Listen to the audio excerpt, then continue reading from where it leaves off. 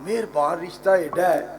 साढ़े ना शेखोपुरे मलक मुहम्मद इसाक साहब ने उन्हें जलसा रखिया। मैं उन्होंने जलसे ते लेट पहुंचया। मैं अड्डे ते उतरिया शेखोपुरे, मैं गया सा लईए तो उस इलाके चो बड़ी देर बाद पहुंचया।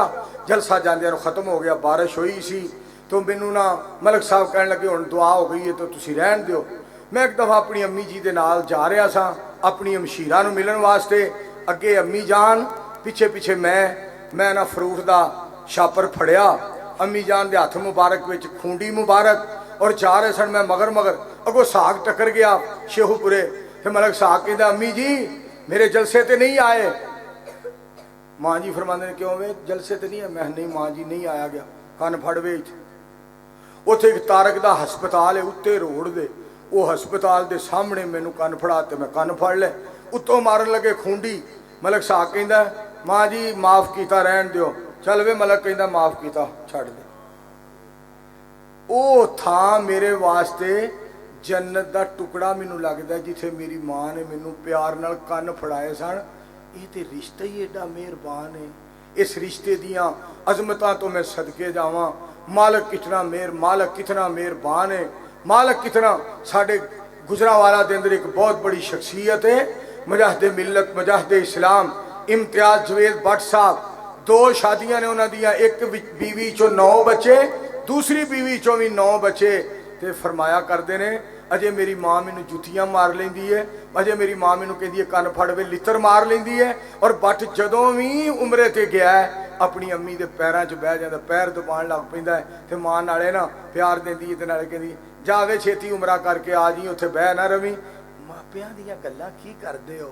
कदी मापियां नूं कोई राजी करे ते सही। आसमान तो आवाज़ आउंदी है तुसीं इन्हां नूं ज़मीन ते राजी कर लो, मैं अरशे बरीन ते राजी हो जाऊं। सारी जिंदगी माँ के नाम करता हूँ, मैं खुद को माँ का गुलाम करता हूँ। हर घड़ी हर लम्हा औलाद पे कुर्बान, जो है मैं उनको सलाम करता हूँ।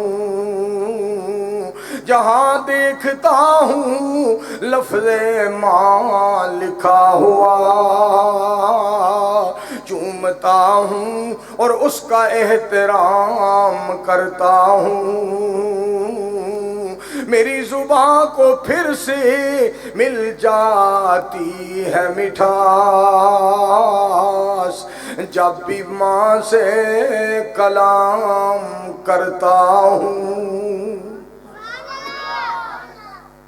क्या मापियां दा अल्लाह ने मकाम बनाया। चौधरी काशफ नवाज रंधावा साहब फरमान लगे फार्म हाउस ते मेरे कोल आओ हाफिजाबाद, मैनू आके मिल जाओ। मैं गया, कुदरती अम्मी जान भी जनाब तशरीफ ले आए सन इस्लामाबादों। रंधावा साहब की वालदा मोहतरमा आए सन ते रंधावा साहब सानू सारियां नू ना ले जाके इनू भी प्यार दिओ, इनू भी प्यार दिओ। आ मंजूर साहब आए जे तो माँ जी फरमान लगे ये तो मेरा बड़ी देर का पुत्र है, जिमें तू पुत्र है इवें मंसूर पुत्र है। ते बार बार रंधावा कदी अम्मी जान दे मोढियां नू दबाए, कदी पैरां नू दबाए। मैं आख्या रंधाविया तेनू रब ने भाग भी तां ही लाए ने। मेरे दोस्तों मापियां दी इज्जत, मापियां दा एहतराम, अपने मापियां दी खिदमत कर लो। बहुत बड़े एजाज दी बात है, बहुत बड़े एजाज दी बात। जन्नत वालियां ठंडियां ठंडियां छावां दा देन नहीं दे सकदा कोई मावां दा, देन नहीं दे सकदा कोई मावां दा। मां प्यारी दे नैन उदों तक सौंदे नहीं, जब तक पुत्र खैर नाल घर आउंदे नहीं। सिलसिला जारी रहिंदा है मुफ्त दुआवां दा, देन नहीं दे सकदा कोई मावां दा। पुत्र मां दी गोद विच जदों बहिंदा है बड़ा खुश हुंदा, अम्मी जी कहिंदा है। अंदाजा नहीं कोई कर सकदा उस दियां चावां दा, ਦੇਣ ਨਹੀਂ ਦੇ ਸਕਦਾ ਕੋਈ ਮਾਵਾਂ ਦਾ। ਮਾਂ ਪਿਆਰੀ ਲੋਕੋ ਜਦੋਂ ਫੌਤ ਹੋ ਜਾਂਦੀ ਏ, ਔਲਾਦ ਉੱਤੇ ਬੜੀ ਭਾਰੀ ਮੁਸੀਬਤ ਆਂਦੀ ਏ। ਹਿਸਾਬ ਨਹੀਂ ਲਾ ਸਕਦਾ ਕੋਈ ਔਲਾਦ ਦੀਆਂ ਹਾਵਾਂ ਦਾ, ਦੇਣ ਨਹੀਂ ਦੇ ਸਕਦਾ ਕੋਈ ਮਾਵਾਂ ਦਾ। ਤੇ ਗੱਲ ਸੁਣਨਾ ਜ਼ਰਾ ਤਵੱਜੋ ਫਰਮਾਇਆ ਜੇ ਮੇਰੇ ਦੋਸਤੋ, ਧਿਆਨ ਕਰਿਆ ਜੇ। ਮਾਪਿਆਂ ਦਾ ਪਿਆਰਾ ਵਜੂਦ ਜਦੋਂ ਉੱਠ ਜਾਂਦਾ ਏ,